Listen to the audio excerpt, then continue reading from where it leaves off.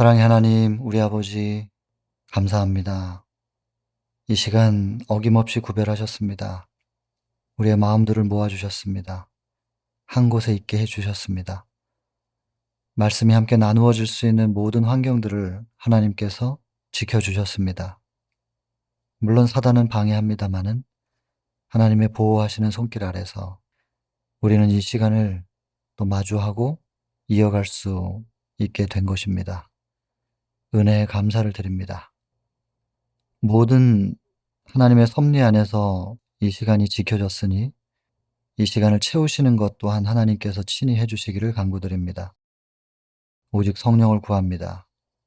기록된 말씀과 믿음의 선배들의 발자취를 통하여 오늘 우리의 신앙을 보게 하시고 또 우리가 나아가야 될 방향을 알게 해 주십시오. 우리 각자의 자리와 각자의 심령을 하나님께서 친히 채우셔서 같은 영으로 우리가 한 곳을 바라보게 인도해 주시기를 간구드립니다. 예수님 귀하신 성으로 기도드립니다. 자, 오늘은 63장 다윗과 골리앗입니다. 이 내용은 여러분들이 너무나 잘 아시고 신앙을 좀 일찍 시작하신 분들은 어릴 때부터 상당히 이 다윗의 무용담을 많이 들어보셨으리라고 생각합니다. 신나는 얘기죠. 아이들도 좋아하는 이야기. 우리가 알고 있는 내용이라 단순합니다. 좀 짚고 살펴봐야 될 내용들만 보면 오늘은 마무리가 될 것 같습니다.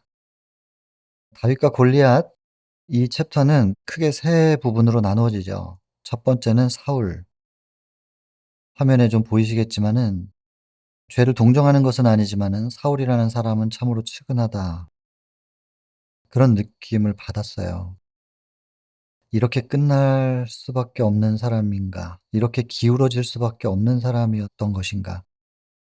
참 훌륭할 수 있었는데 이스라엘의 초대 왕이었으니까요. 하나님께 쓰임 받을 수도 있었던 사람이고 초반에는 또 그러했고. 근데 '이렇게 기울어져 갈 수밖에 없는가.' 그리고 인제 다윗의 눈에 비춰진 사울 왕의 모습 가운데 그늘진 왕의 영광이라는 표현이 나오는데요. 왕은 그 자리가 주는 영광이 있지요. 그런데 그것을 그늘진 왕의 영광이라고 표현을 한단 말이에요. 그 인생의 눈으로 보더라도 이 사울이라는 사람이 너무나 측은한 거예요. 왕이고 영광의 자리인데 그늘지다. 그리고 여전히 왕의 자리에 있으면서 이제 쇠락해 가는 모습. 굉장히 좀 슬픈 모습이에요. 그리고 이런 인생의 굴곡이 우리에게는 좀 안 일어났으면 좋겠다는, 모두가 왕이 될 수는 없지만 인생 가운데 이렇게 상승세를 탈 때가 있고 정체기가 있고 쇠퇴기가 있을 텐데 쇠퇴기를 겪다가도 다시 또 치고 올라가는 사람도 있겠죠. 사울은 그렇지 못했고 우리의 인생 가운데 이런 굴곡이 없을 수는 없겠지만 한번 떨어졌다가 다시 올라갈 수 있으면 좋겠는데 사울처럼 끝나면은 참 너무나 슬픈 일이 아니겠습니까?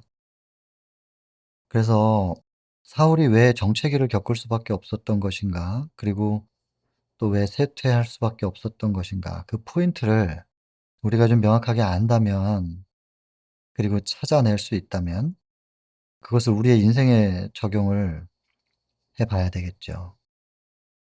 반드시. 그래서 '사울처럼 되지는 말아야 되겠다.' 자, 그리고 나서 인제 사울의 대를 이어서 이스라엘의 차기 왕이 될 다윗이라는 사람을 소개를 합니다. 그리고 그 다윗과 골리앗의 전투 장면, 이스라엘과 블레셋에 대치하고 있는 상황에서 하나님께서 "등불을 켜서 말 아래 두지 않는다." 하셨잖아요. "등걸 위에 둔다." 하셨는데 다윗을 인제 등걸 위로 올리시는 그 장면이 인제 나옵니다. 그래서 크게 세 부분으로 나뉘어집니다. 요 세 부분을 인제 기억하시고 본문 내용으로 들어가겠습니다. 하나님께로부터 인제 선고가 있었죠. 그리고 선지자가 그것을 전달을 합니다, 탄핵에 대해서. 사울 왕은 회개를 하면 참 좋았을 텐데 그의 마음속에서는 이 반역의 마음이, 하나님의 처사가 불공평하다라고 생각하면서 이제 반역의 마음을 품었습니다. 이게 인제 전형적인 사단의 마음인데요. 사울은 그가 지은 죄가 얼마나 악한지에 대한 인식이 없었다는 겁니다. 자기를 보지 못하는 거죠. 자기 성찰이 안 되는 상태. 이거 정말 심각합니다. 자기가 자기를 모르는 거. 근데 사실은 살펴보니 내가 나를 봤을 때 과연 자기에 대해서 제대로 인지할 수 있을까? 자각할 수 있을까? 그게 또 잘 안 되더라고요. 그래서 내가 나를 살펴서 나의 문제점을 찾는 것은 한계가 있고 거울에 비춰 봐야죠. 외면이든 내면이든 나를 볼 수 있는 거울. 그 완벽한 거울은 예수 그리스도입니다. 참된 거울 앞에 우리가 서 봐야만 자기에 대한 자각을 할 수 있지 않을까 생각합니다. 그래서 우리가 끊임없이 예수께로 가는 것을 멈출 수가 없는 것이죠. 그래서 예수님 앞에 가까이 서본 사람은 스스로를 말합니다. "나는 죄인 중에 괴수라고." 바울의 고백인데, 우리가 왕이든 아니면 뭐 제사장이든 목회자든 뭐 복음 전도자든 뭐 누구든 간에 예수님과 가까이 있지 않은 사람은 자기의 참모습에 대해서 눈뜨지 못할 거예요. 자기가 자기를 모르는 거죠. 이것은 슬픈 일이면서 동시에 부끄러운 일이란 말이에요. 마태복음 22장 40 절에 "온 율법과 선지자의 강령이다." 이게 골자라는 말이고 거기에 모든 게 이제 걸려 있는 건데요. 사랑이라고 하는 골자에 율법의 각 조항들이 걸려 있는 겁니다. 제가 이 성경절을 만났을 때 바로 떠오르는 게 뭐였냐면, 옛날 어릴 때 시골에서 친구들이랑 아주 못된 장난들을 많이 쳤었죠 그때는. 그중에 하나가 인제 시골에 세탁기도 없는데 어머니들이 빨래를 힘들게 하지 않습니까? 그리고 탈수기도 없어 가지고 손으로 짜 가지고 빨랫줄에다가 널고 마당에 있는 빨랫줄에 널면 처지잖아요 그게. 그러면 Y자 모양으로 생긴 그 작대기로 빨랫줄을 이렇게 높이 올려 놓는, 근데 그 빨랫줄 끊고 도망가는 그런, 지금 생각해 보면은 그러면 그 밭일하고 돌아오신 분들이 얼마나 힘들어요. 근데 빨랫줄 끊어져 가지고 젖은 빨래들이 마당에 이렇게 뒹굴고 있으면은 그 흙 먼지 다 묻고 그거 다시 다 빨아야 되잖아요. 그리고 옛날에는 흰색 옷이 많았는데 속옷 같은 거 거의 흰색이었잖아요. 그런데 그거 흙 얼룩지면은 잘 빠지지도 않고 또 삶아야 되는데. 근데 왜 이 장면이 떠올랐냐면, 그렇게 마당에 나뒹굴던 옷을 털어 가지고 그냥 자식한테 입히는 부모는 없지 않습니까? 다시 빨죠. 예, 얼룩진 옷을 입고 다니는 것은 부끄러운 일이니까. 강령이라는 성경절을 만났을 때 딱 그게 떠오른 이유는, 이 빨랫줄에 하나님만 경배하라는 것이 걸려 있는 거예요. 사랑이라고 하는 빨랫줄이죠. 거기에 인제 율법이 걸려 있는 거예요. 안식일 준수도 걸려 있는 것이고 뭐 부모 공경이나 살인하지 말라는 거나 다 거기 걸려 있어요. 근데 빨랫줄이 끊어지면 하나님만 경배하라는 계명이 마당에 굴러요. 안식일 준수 마당에 굴러다녀요. 얼룩지거든요, 흙이 묻어 가지고.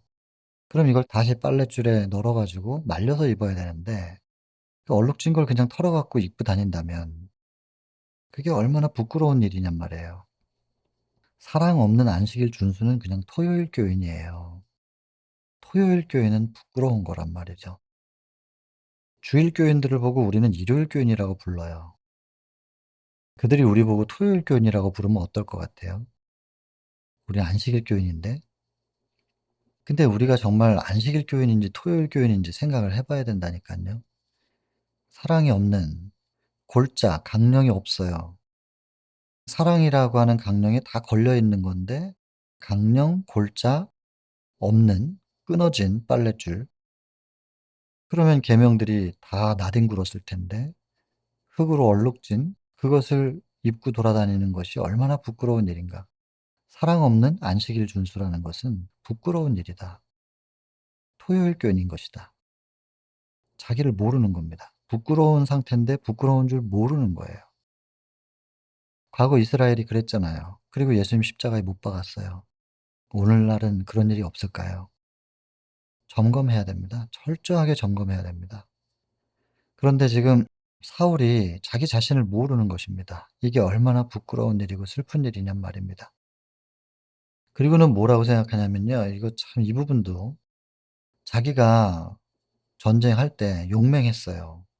그리고 이방 국가들 블레셋부터 해서 잘 몰아냈거든요, 하나님의 능력으로 역사하셔서. 근데 인제 자기가 나타낸 그 용맹 혹은 성과가 지금의 불순종의 죄를 상쇄할 것이라고 생각했다는 거.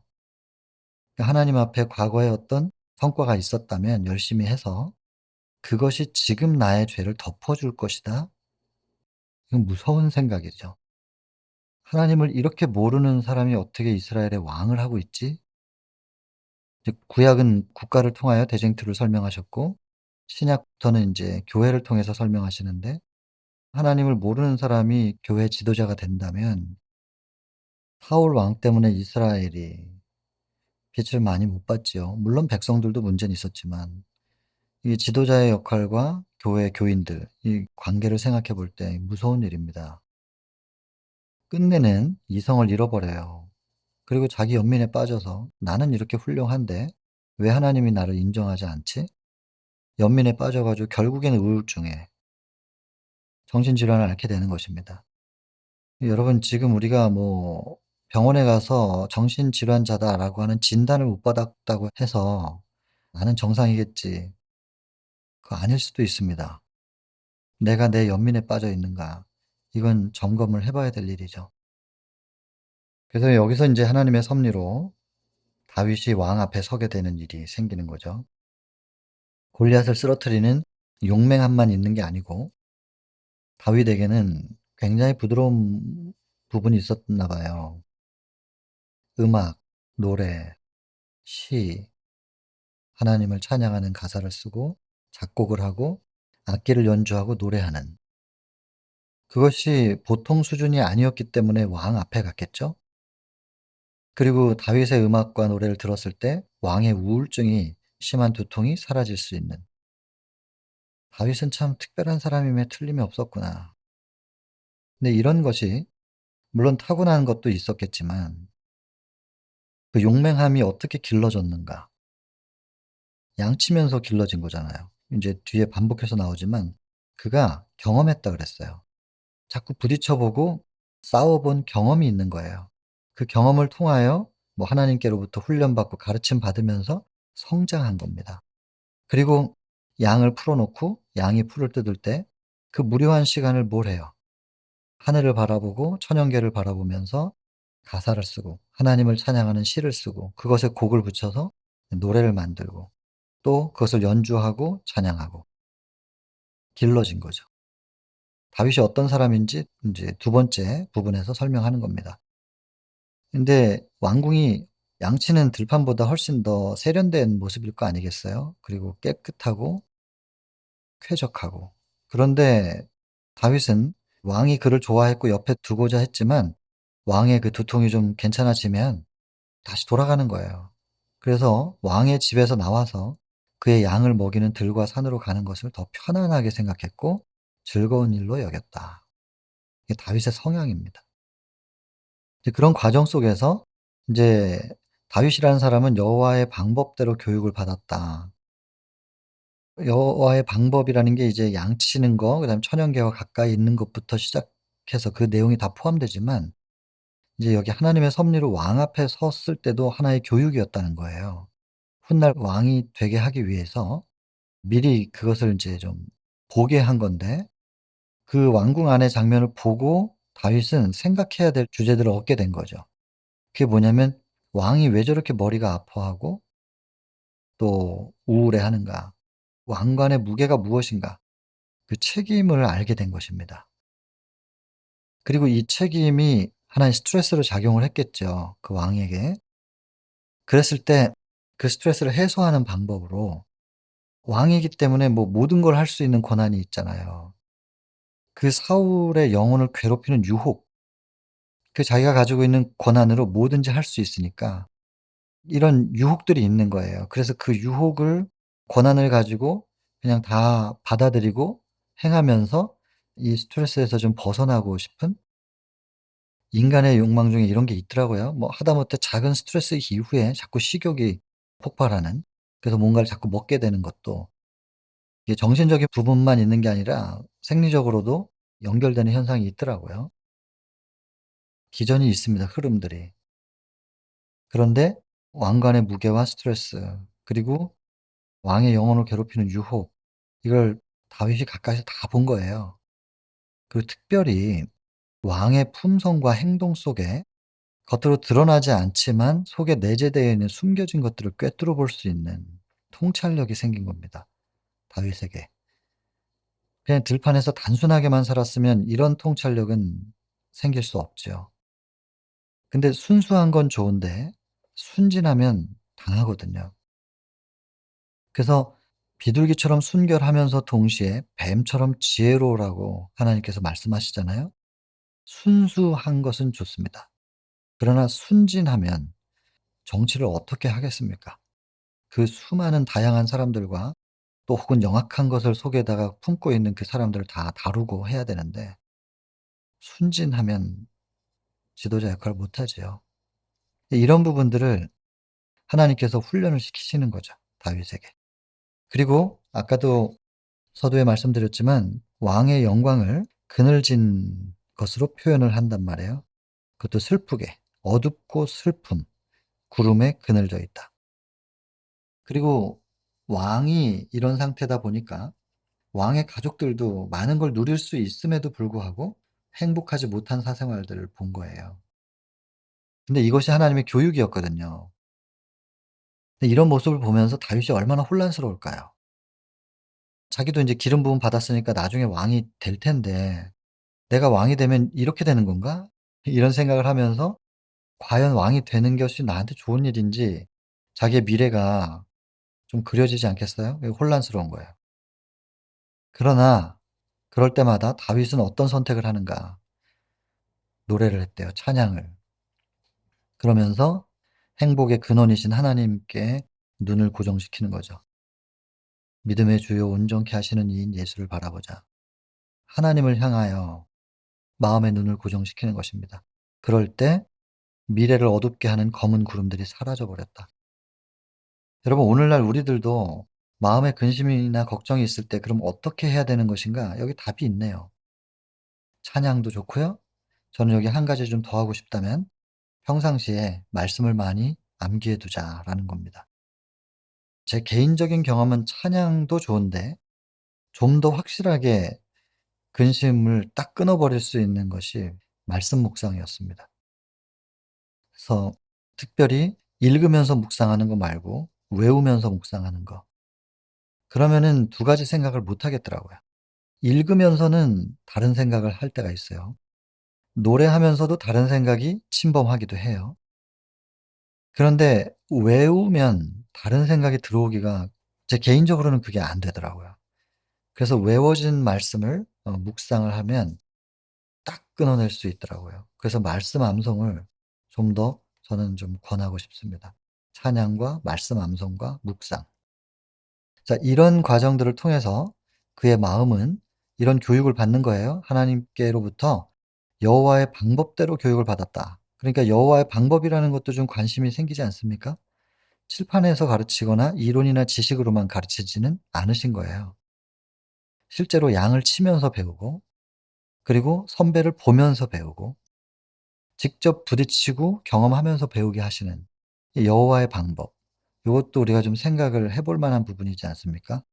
그러면 내 자신이 그런 상황에 처했을 때 그걸 피하지 않을 수 있게 되고, 혹은 우리의 자녀들을 좀 더 경험할 수 있도록 그런 환경을 좀 연출하기도 하죠, 부모는. 연출해서 아이는 모르지만 일부러 연출해 놓고 거기에다가 아이를 한번 던져 놔 보는, 이런 것도 자녀를 교육하는 데 상당히 활용이 될 만한 부분이라고 생각합니다. 그래서 여호와의 방법대로 교육을 받았는데 이 교육을 받은 다윗이 전보다 더 하나님의 뜻을 충분히 행하기에 전념하게 되었다. 한 가지만 생각하게 됐다는 거예요. 왜냐하면 왕이 된들 뭐 하겠어요. 왕좌에 앉아 있는 사울이 이렇게 행복하지가 않은데. 그러니 세상에서 가장 높은 자리에 대한 탐심이 점점 없어지고 그에게는 어디에 있든지 간에 하나님의 뜻을 행하는 것에 전념한다. 모든 생각을 거기에만 집중시킨다. 그런 뜻이잖아요. 점점 그렇게 되어가고 있는 겁니다, 다윗이. 그리고 또 하나님의 이제 훈련 방법 중에 하나가 뭐냐면 인제 양을 치면서 목자의 마음을 충분히 알게 하시는 거죠. 나중에는 그것이 그리스도의 마음으로 깨닫게 되는데 양떼와 함께 있으면서 이제 책임감, 돌보는 거예요. 맡겨진 양들을 사랑하고 그들을 지키는데 목숨 건 책임감을 보여줍니다. 이 모든 것은 사랑의 뿌리를 두고 있죠. 사랑의 뿌리가 내려지지 않은 책임감은 결정적인 순간에는 돌아서요. 양을 버리죠. 내게 양을 치면서 돈이 생기니까 양을 돌보는 그 정도의 책임감이면 돈만큼의 책임일 거예요. 사랑의 뿌리를 두면 목숨을 걸고 지키죠. 그러니까 이런 부분들을 하나님께서 보시고 양떼를 이렇게 지키는 다윗이라면 나의 백성도 이렇게 지키고 돌보는 나의 대리자 역할을 할 수 있겠지 하고 왕을 맡기신 것이죠. 그래서 왕이 될 만한 제목, 지도자로서의 하나님이 보실 때 가치 있게 여기시는 그 중심은 사랑의 뿌리를 둔 책임감입니다.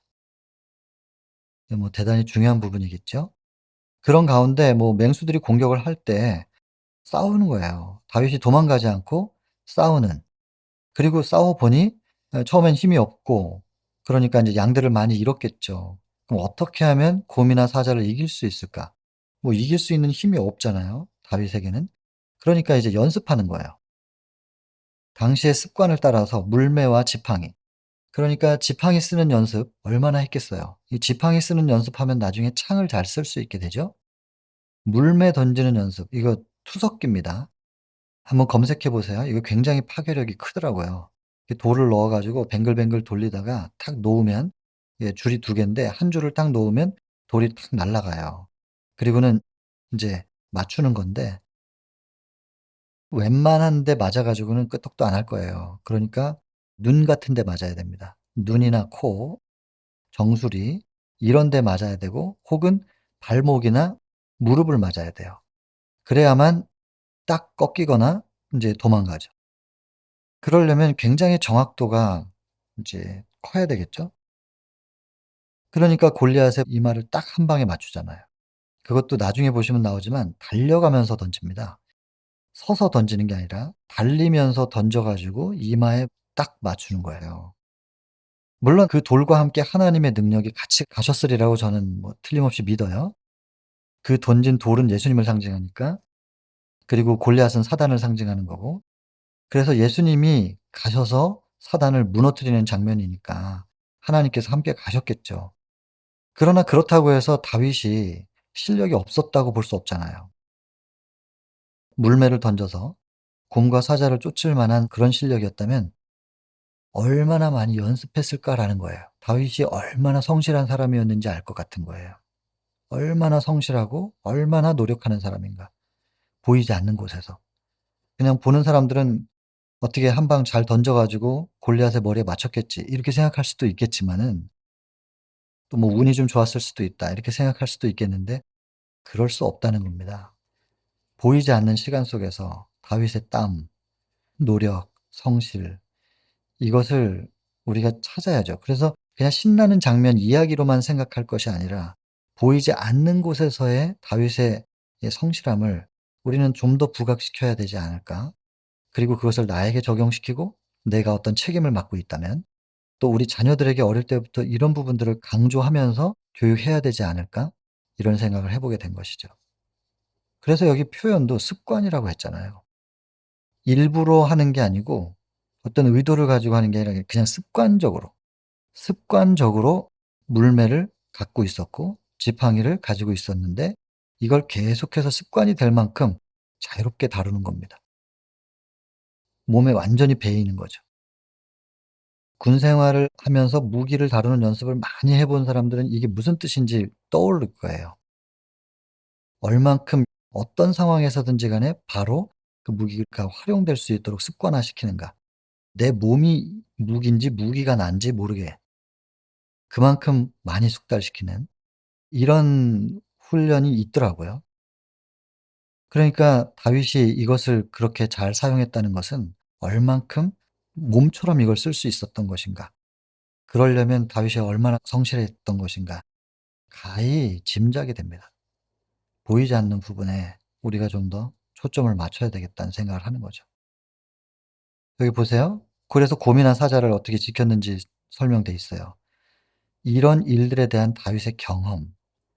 여러분 이 경험이라고 표현했어요. 이 경험이 끝내 용기와 인내와 신앙을 개발시켜 주었다. 처음부터 가지고 있었던 게 아닙니다. 용기와 인내와 신앙이 경험을 통해서 개발된 것입니다. 여러분 여기서 곰이나 사자를 물리친 경험이 신앙과 무슨 관계가 있어요? 근데 여기선 신앙을 언급하거든요. 우린 이걸 영적으로 적용시켜야 됩니다.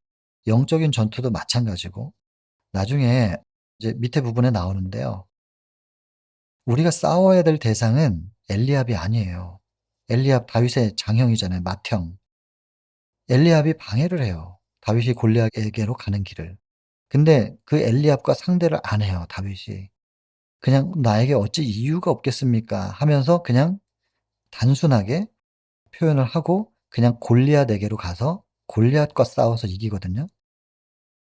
만약에 엘리압이랑 "아이 형 내가 이렇게 뜻을 가지고 해 보겠다는데 이렇게 기를 죽이고 형이 이럴 수 있어?" 이러다가 인제 대꾸를 하면 형이 또 "아이 어디서 막내가 이렇게 형이 말하면 들어야지 왜 덤벼." 이러다가 싸웠다고 생각해 보세요.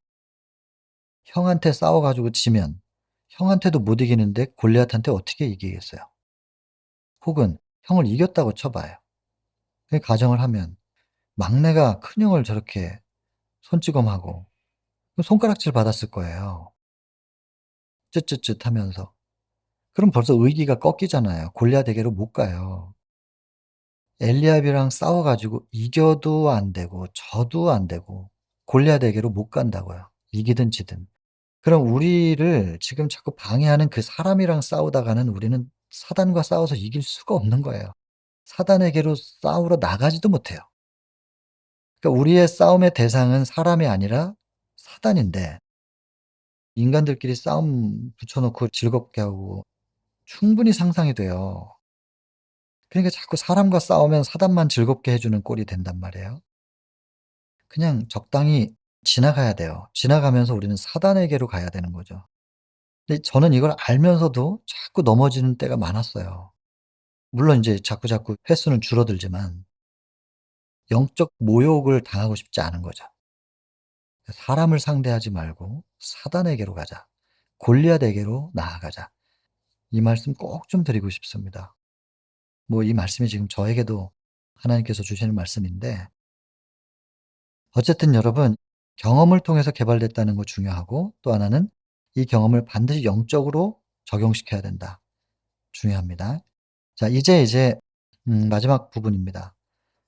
이렇게 다윗이 사울에게 소환돼 가지고 뭐 음악을 연주하고 이렇게 부름받기 전에 먼저 다윗이 이제 등걸 위에 올라가는 계기가 있었는데 그게 이제 골리앗과의 싸움이었어요. 그래서 블레셋하고 이스라엘이 대치 상태에 있을 때 사울의 진영 방문 갑니다. 이새가 인제 아버지가 아들들 다윗은 막내라서 안 갔지만 형들이 인제 전장터에 나가 있는 상황이기 때문에 "어떤 상태인지 좀 알아보라. 안전한가? 잘 지내고 있는가?" 그래서 인제 방문 간 거예요. 근데 인제 이새의 명을 받고 방문을 갔는데 여기 중요한 부분이 있어요. "이새에게 알려지지 않은 보다 더 큰 사명을 위임받았다."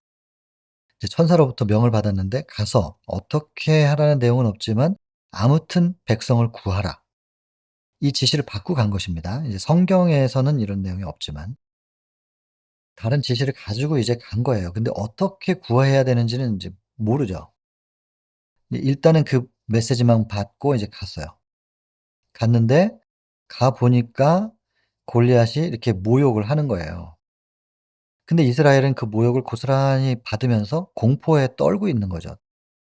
의분을 가져야 되는데 그 의분을 표현하지 못할 만큼 두려움이 너무나 큰 거예요. 다윗은 이걸 보면서 흥분합니다. 하나님의 영광이 훼손되고 있다고 생각했습니다. 하나님의 백성이 이렇게 능욕당하면 안 된다. 모욕을 당하면 안 된다. 이 백성들의 체면만을 위해서 그런 것이 아니라 하나님의 백성이기 때문에 하나님의 영광과 당신의 백성의 면목 지키기 위해서 결심합니다. '나라도 나가서 싸워야 되겠다.' 이것은 여러분 영적인 자존심입니다. 여러분 우리가 개인의 자존심은 사단이 이용하는 도구가 되고 우리의 약점이 되겠지만 영적 자존심은 훼손되면 안 될 겁니다. 우리가 지켜야 될 진정한 자존심은 영적 자존심인데 우리가 영적 자존심은 너무나 많이 비굴하게 포기하면서 나의 인간적 자존심은 너무나 많이 세우려고 하다가 싸우고 다투고 불목하고 사단의 웃음거리가 되고 그러잖아요. 다윗은 영적 자존심이 있었던 사람이에요. 그래서 이게 분노하니까 엘리압 다윗의 맏형이에요. 가뜩이나 다윗에 대한 질투심이 있었어요. 사무엘이 와 가지고 뭐 조용히 갔는데 뭔가 의심을 갖고 있었던 거예요. 그 질투심을 갖고 있었는데 다윗을 방해합니다. "네가 어찌하여 이리로 왔느냐." 하면서 인제 책망을 해요. 그냥 "막내 너는 조용히 있으라고. 이방인이 우리 하나님의 백성을 모욕할 수 있느냐. 근데 왜 우리는 가만히 있느냐." 이런 내용을 엘리압은 자기에 대한 비난으로 들었다는 겁니다. 전형적인 차이를 보죠. 다윗은 영적 자존심을 갖고 있었는데 엘리압은 인간적 자존심을 갖고 있었어요. 그래서 실제로 자존심을 부릴 일이 아니에요. 인정해야 될 부분이죠. 믿음이 없었고 저렇게 모욕을 당하면서도 의기를 가지고 나가지 못하는 두려움으로 비겁한 상태잖아요. 그러면 뭐 비난을 혹시 받는다 할지라도 인정을 해야 되는데 자존심이 상하죠. 그래서 사실이긴 하지만은 자존심 상하고 비난은 받는다고 생각합니다. 그리고 오히려 다윗에게 화를 내요. 다윗은 공손하게 대답합니다. 영적 자존심을 지키는 다윗은 공손하고 단호하게 "내가 무엇을 하였습니까? 내가 뭘 잘못했는가? 내가 지금 가지고 있는 이런 뜻 이렇게 표현한 것 그것이 하나님 앞에 잘못이 없습니다. 그리고 나에게 어찌 이유가 없겠습니까?" 여기 보면 "네가 어찌하여 이리로 왔느냐? 왜 왔냐?" 뭐 이러면서 인제 막 따지니까 "어찌 이유가 없겠습니까? 내가 여기 온 이유가 아버지의 명이 있었고 또 동시에 천사의 명도 있었잖아요. 어찌 이유가 없겠습니까?" 하면서 천사가 왜 그렇게 말했는지 알겠다 이거예요, 다윗이 볼 때. 그래서 '나라도 나가서 싸워야 되겠다.' 다윗의 적은 엘리압이 아닙니다. 골리앗이지. 그러니까 공손하게 형에게 대답하는 겁니다. "어찌 이유가 없겠습니까?" 여러분 우리가 어떤 상황에서든지 간에 공손함을 잃지는 말아야 되겠지만 원칙, 신념, 믿음 단호하게 지켜내야 되겠지요. 그리고 사람과 싸우지 않고 우리는 골리앗에게로 가야 된다는 거, 사단에게 가야 된다는 거 이거 꼭 좀 기억이 되었으면 좋겠습니다. 자꾸 제가 이걸 강조하면서 제 속에 새기고 있는 것입니다. 여러분들도 귀한 선택하시기를 바랍니다. "내가 나가서 싸우겠다."고 말합니다. 사울은 돌이키고자 노력했어요. 나가 봐야 죽을 거니까. 사울의 생각은 그랬어요. 다윗은 단순하고 겸손하게 대답합니다. 경험을. 증거하는 겁니다. 증거. 여호와께서 나를 지켜주셨다고 사자와 곰에게서부터도 나를 건져내셨으니까 저 사자나 곰같이 보이겠죠. 사람 같은 상태는 아니에요. 그 골리앗이 밑에 나오지만 그냥 사람이 아니에요. 사람의 힘이 아니거든요. 그러니까는 곰이나 사자한테 건져주신 하나님께서 저 사람 같지 않은 골리앗에게서도 나를 건져주실 것입니다.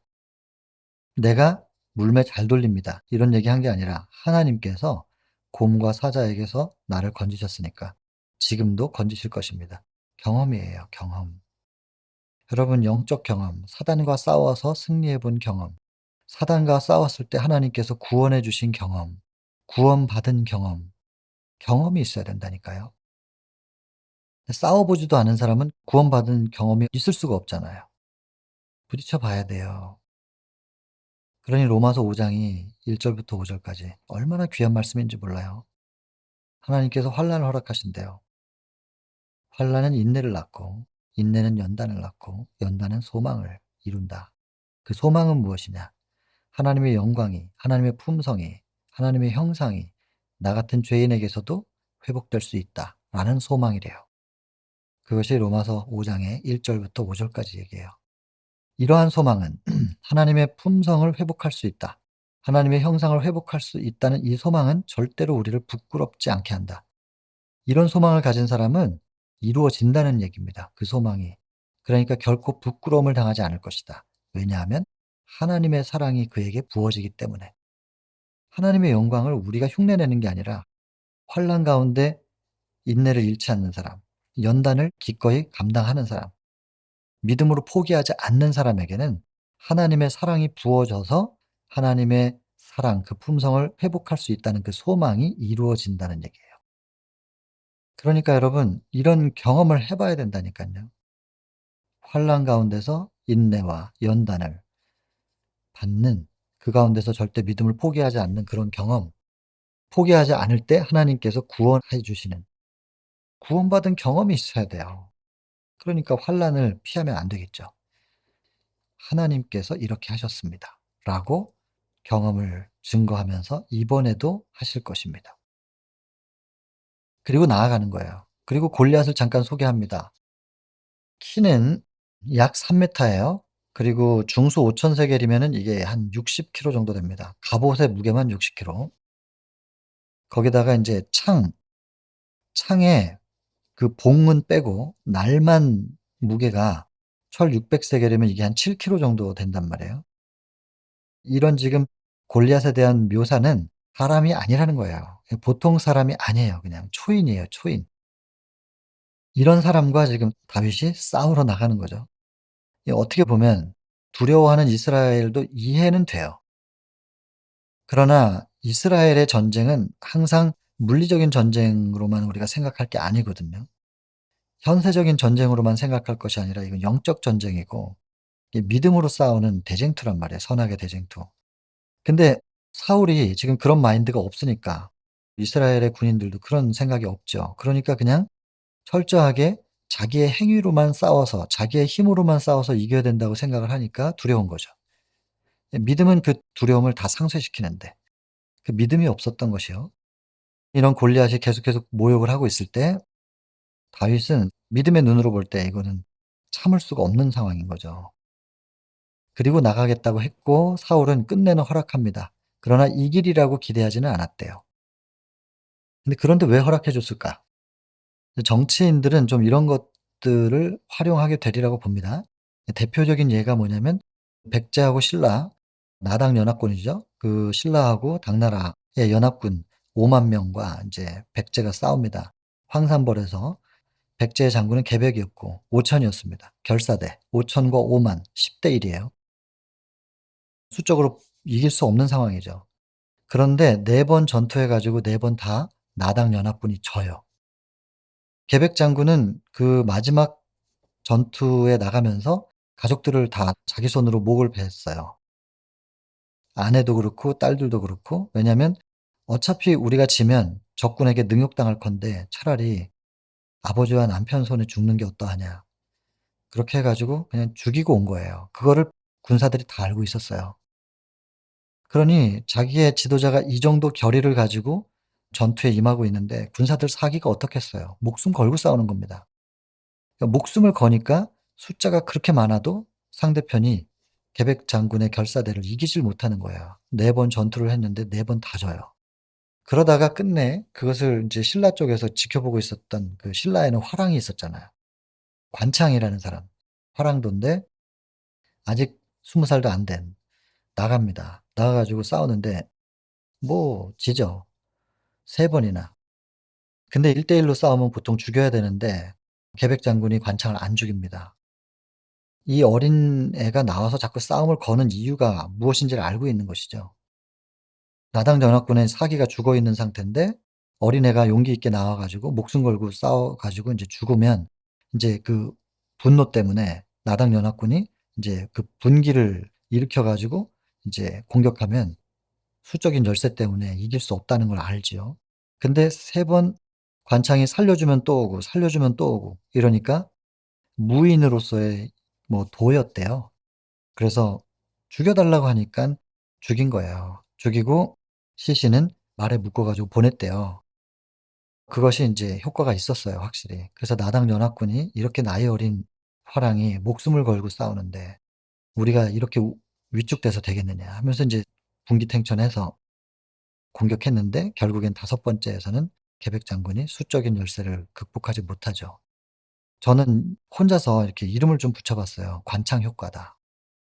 관창의 효과.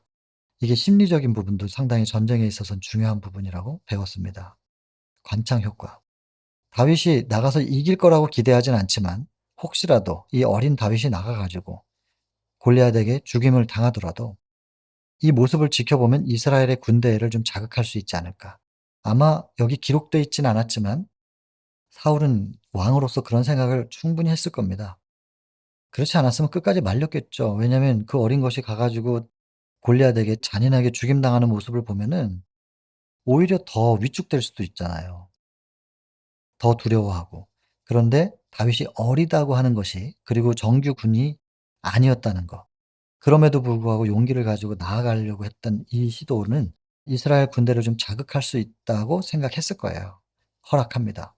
왕에게 있는 좋은 거, 명검, 창, 방패 다 줘서 싸우러 나가도록 해요. 근데 돌아오죠. 돌아와서 하는 말 "익숙치 못하니 이것을 입고 가지 못하겠습니다." 여러분 여기서 "익숙하지 못하다."라는 말 너무 중요합니다. 이런 걸 입고 싸워 본 적이 없어요, 곰과 사자하고 싸울 때도. 익숙하지 못하는데 그러면 익숙한 걸 들고 갔겠죠. 그게 뭐냐? 수없이 보이지 않는 곳에서 노력했던 성실했던 물매. 다윗의 무기, 막대기하고 물매입니다. 그리고 여러분 5개 준비합니다, 돌. 이거 믿음 없어서 5개 준비한 걸까? 자기가 할 수 있는 최선을 다하는 겁니다. 그리고 한 방에 끝냈죠. 그 한 방에 하나님께서 역사하신 것은 하나님의 능력이고 그러나 우리는 우리가 할 수 있는 걸 다 해요. 기왕에 준비하려면 10개 20개 준비하지 왜 5 개밖에 준비 안 했을까? 아마 만약에 5개 실패했으면 거리가 좁혀져서 죽었을 거예요. 이 전투를 아는 사람이죠, 다윗도. 그러니까 5 개면 충분했다. 이 안에 끝내야 된다고 생각하는 겁니다. 이걸 넘으면 결국 자기가 이기지 못하는 거죠. 그러나 믿음을 갖고 있었어요. 준비했고 이것을 가지고 나갑니다. 익숙한 돌. 영적으로도 이렇습니다. 익숙한 거. 설교하는 사람이 좀 더 화려하게 좀 더 감동스러운 예화, 재밌는 예화 이런 걸 쓰고 싶은 유혹이 있겠지요. 근데 어느 날 저희 선생님이 저한테 굉장히 좀 크게 책임을 느낄 수밖에 없는 그런 집회였는데 그 집회에서 나가려고 할 때 제가 나가기 전에 "이런 자리면은 제가 무슨 말을 하면 좋겠습니까?" 라고 좀 떨리는 마음 때문에 여쭤봤는데 딱 한마디 "익숙한 돌을 던지세요."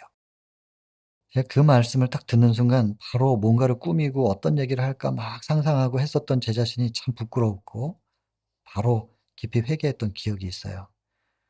그리고 평상시에 외워뒀던 말씀 무슨 말을 할 것인지는 모르겠지만 말씀 묵상하고 올라갔고 시간을 썼죠. 그리고 그때 특별한 성령의 역사가 있었음을 저는 느낄 수 있었어요. 익숙한 돌. 이거 굉장히 중요한 부분입니다. 그래서 평상시에 준비가 돼 있어야 되죠. 그래서 우리도 평상시에 보이지 않는 곳에서 말씀 묵상, 하나님과 개인적인 교제, 하나님과 독대하는 시간, 그래서 그분으로 물드는 시간 너무너무 중요하다는 것입니다. 보이는 게 다가 아니니까. 이번 다 끝났습니다. 골리앗이 자기가 아는 모든 신들의 이름으로 저주할 때 나중에 다윗은 이렇게 말합니다. "나는 여호와의 이름으로 나간다." 그래서 칼과 창과 단창으로 나에게 오지만 이거는 뭐 현세적인 부분들이죠. 물리적인 것. 믿음의 세계가 아니에요. 그러나 나는 여호와의 이름으로 나간다. 이것이 우리가 써야 될 무기입니다.